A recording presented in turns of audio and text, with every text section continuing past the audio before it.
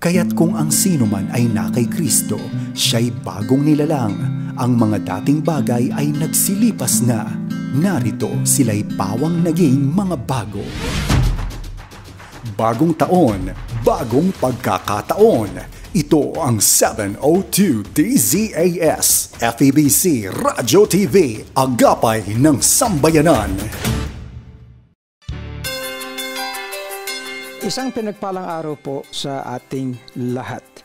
Isang pagbati ng kapayapaan sa ating lahat.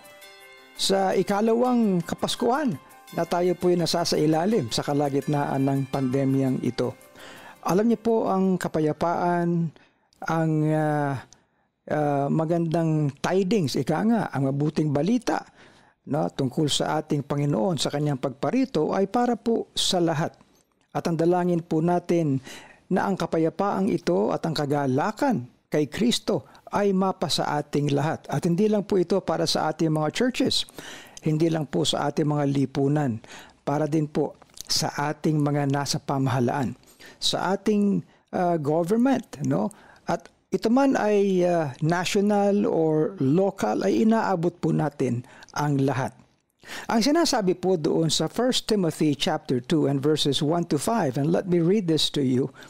Ang sabi po ni Apostle Paul ay ito, "Therefore, I exhort first of all that supplications, prayers, intercessions, and giving of thanks be made for all men, for kings, and all who are in authority, that we may lead a quiet and peaceable life in all godliness and reverence. For this is good and acceptable in the sight of God our Savior, who desires all men to be saved and to come to the knowledge of the truth." Unang-una po, ay tingnan natin kung ano ang sinasabi ni Apostle Paul dito na kapayapaan para sa lahat, a peaceable life na ang sabi niya in all godliness and reverence. Ang isang magandang bagay po rito ay ito po'y para sa lahat. Kung kaya kinakailangan tayong manalangin, kinakailangan po meron tayong supplications and prayers and intercessions and even giving of thanks for all men. Hindi lang po sa ating mga mahal sa buhay o kaibigan, mga kaanak, kundi para sa mga kings who are in authority, people who are in authority. You see, alam niyo po itong pandemyang ito ay nagbigay sa atin ng mga iba't ibang klaseng kabigatan. Kabigatan sa ating kaisipan, sa ating emotions, sa ating pisikal na kalalagyan. Kahit sa spiritual na kalalagyan. Ngunit, ang atin pong nais, at ito rin po ay nais ng ating Panginoon, ay magkaroon tayo ng kapayapaan at hindi lang masigla o masayang buhay, kundi abundant life. At ito ay isang bagay na kinakailangan ay iabot natin at ihatid natin sa lahat po ng mga tao. Kahit mga kaaway kasama po minsan, Okay? Kaya sa pagkakataong ito na sa ating pagharap sa Kapaskuhan, na ito'y panahon ng kapayapaan, panahon ng mabuting balita kay Kristo, ay inaabot po natin lalo na ang ating mga nasa pamahalaan. And so, we encourage everyone, lahat po ng ating mga churches, lahat ng ating mga kapatiran, at ang ating mensahe sa ating mga nasa government. Anumang branch po ng government, ito man ay ehekutibo, ito man ay nasa lehislatura o kaya judiciary, ay sabihin sa kanila na meron po tayong palanginan para sa kanila. Inaabot natin sila. Our prayers and supplications and intercessions and even giving of thanks. Maraming salamat po sa inyo, sa inyong mga nasa government. Magmula sa ating presidente hanggang sa lahat ng ahensya ng government at sa lahat po ng mga branches. Kahit man po meron mga kabigatan sa mga ilang dako, meron po tayong mga gains sa ating maraming iba't ibang areas sa ating buhay. Subalit hindi tumitigil ang ating challenges. inyong pag-abot sa ating mga frontliners. Ano po? Ang inyong pag-abot sa lahat ng naka-extend ng pakinabang at mabuti sa ating mamamayan. Binabati po natin kayo.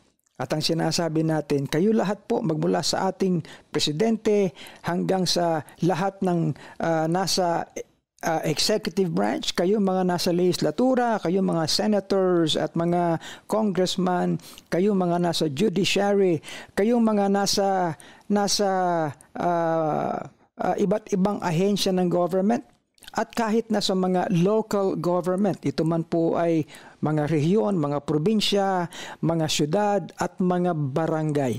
Inaabot po natin kayo. Ano po? At sa bagay na sa ating pagdaan sa Kapaskuhan na ito'y balutin tayo ng kapayapaan ng ating Panginoon na siya lamang ang nakapagbibigay. Ang sinabi ng Panginoon, "My peace I give unto you, not as the world gives."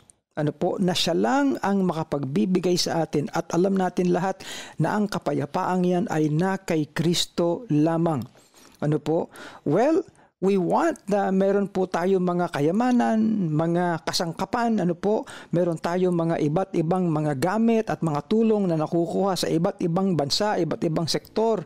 Subalit ang pinakakailangan po natin ay ang kapayapaang na kay Kristo Jesus lamang.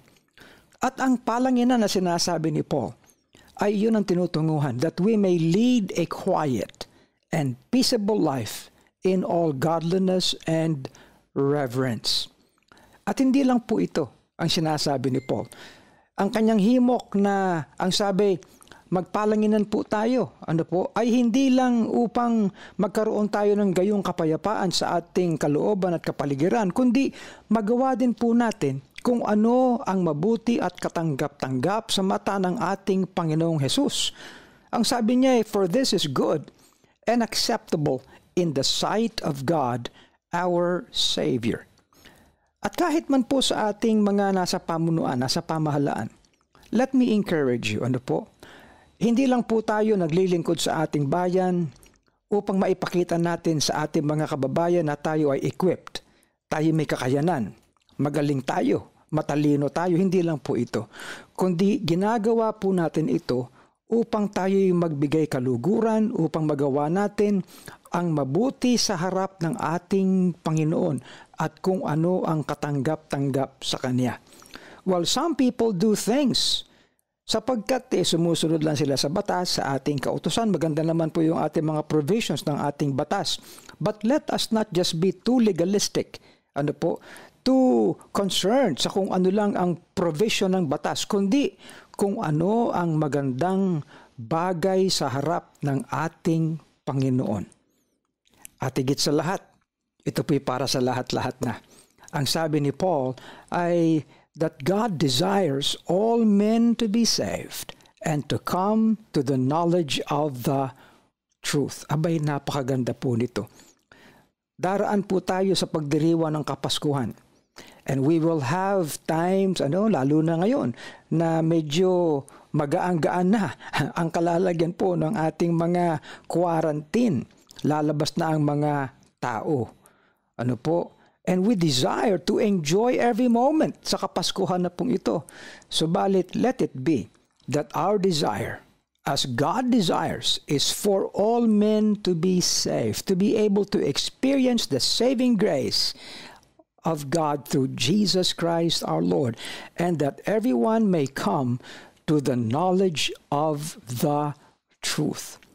Ito po lahat ang nais nating maipaabot sa lahat ng ating mga churches, mga kapatiran, sa lahat ng ating mga communities, sa lahat ng ating mga kababayan everywhere, kahit po yung ating mga global Filipinos abroad. And most especially sa inyo po na nasa government. Ano po, ang ating dalangin ay para nasa inyo. Okay? Hindi po tayo naghihiwa-hiwalay lalo na sa panahon ngayon at sa ating hinaharap sa kalagitnaan ng pandemyang ito. Ano po? So lahat po tayo magkaisa ng pasasalamat sa Panginoon, papuri sa Kanyang pangalan at magkaisa tayo upang ang sinasabi ng banal na kasulatan that we may lead a quiet and peaceable life, that we may do what is good and acceptable in the sight of God our Savior, and that the desire of everyone might be towards that people may get saved and get to the knowledge of the truth. God bless you all. Kaya't kung ang sino man ay na kay Kristo, siya'y bagong nilalang. Ang mga dating bagay ay nagsilipas na. Narito sila'y pawang naging mga bago. Bagong taon, bagong pagkakataon. Ito ang 702 DZAS, FEBC Radio TV, Agapay ng Sambayanan.